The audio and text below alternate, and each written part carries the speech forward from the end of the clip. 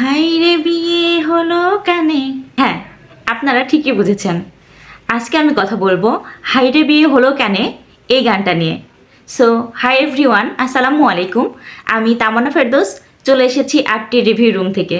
হাইরে বিয়ে হলো কানে গানটাতে দেবের সঙ্গে আমরা অনেক দিন পর বারখাকে দেখতে পাচ্ছি, যেটা আমরা দেখেছিলাম লাস্ট প্যারে লাল গানে।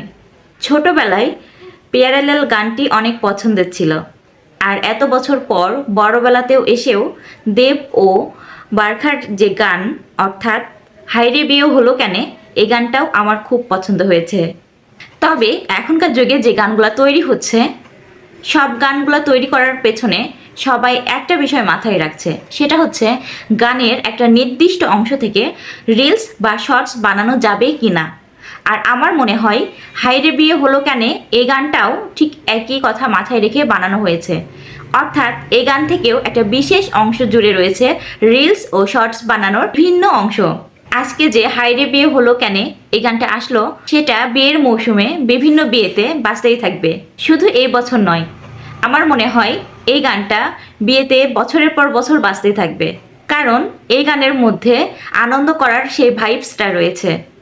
এই গানতে দেব ও বারখাকে অনেক সুন্দর লাগছে, পরিবেশের সাথে সব কিছু অনেক মানানসই হয়েছে।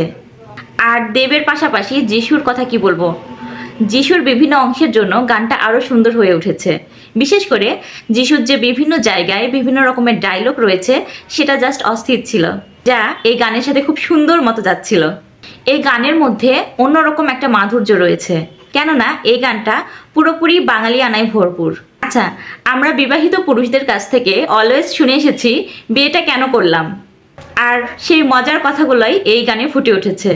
তার পাশাপাশি মেয়েদের যে একটা সাইড থাকে, অর্থাৎ বিবাহিত মেয়েদেরও যে কিছু বলার থাকে বা বিভিন্ন দিক ফুটেই তোলার থাকে, সেগুলো এই গানে খুব সুন্দর মতো বোঝানো হয়েছে।